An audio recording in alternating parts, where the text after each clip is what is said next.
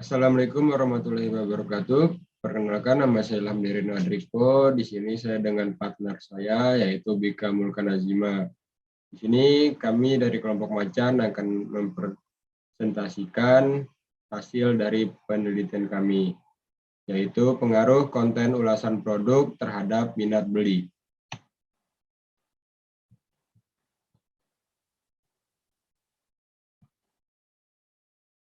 Di bab 1 kita ada pendahuluan, yaitu yang berisi latar belakang.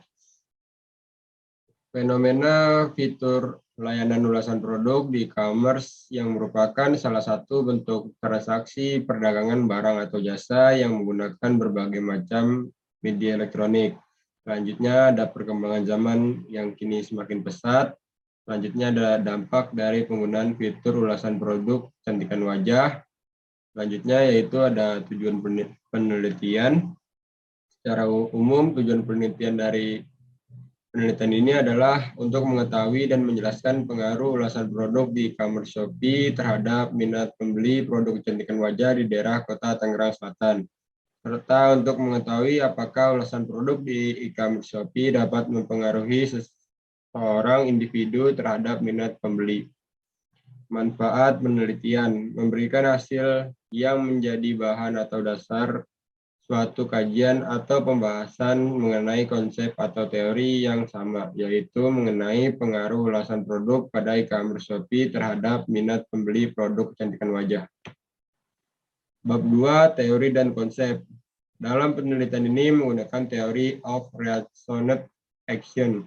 Teori of resonant action sebagai teori dalam penelitian ini karena di dalam minat pembelian cenderung memberikan tanggapan pada suatu objek yang disenangi secara konsisten karena merasa tertarik, sehingga akan memunculkan kehendak untuk melakukan perilaku selanjutnya, yaitu keputusan pembeli. Konsep, ulasan produk, e-commerce, perilaku konsumen, dan minat beli. Selanjutnya akan dilanjutkan oleh Bika.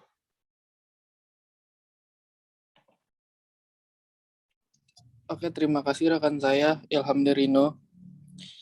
Bab 3 itu kita pakai paradigma positivisme. Lalu metode penelitian itu penelitian kuantitatif, yang merupakan penelitian dengan hasil yang valid. Namun membutuhkan waktu untuk membuktikan kebenarannya. Karena hasil dari penelitian tersebut akan diaplikasikan lagi nih di kehidupan selanjutnya.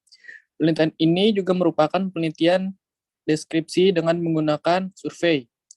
Penelitian ini juga menggunakan teknik pengambilan sampel dengan probability sampling. Responden itu pengguna e-commerce Shopee. Lalu metode pengumpulan data itu ada data primer dan sekunder. Kalau primer itu kuesioner, dan kalau sekunder itu jurnal atau dari penelitian-penelitian terdahulu.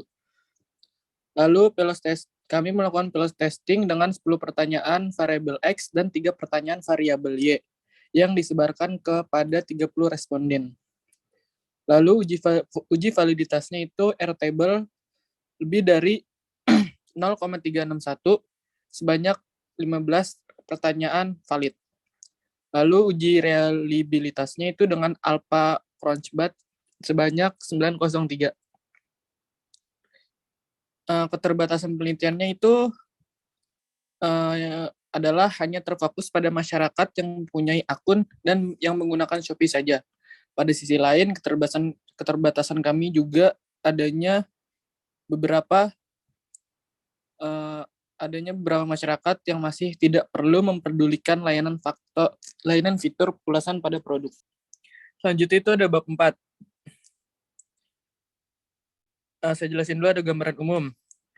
Shopee Indonesia merupakan aplikasi e-commerce yang berbasis marketplace.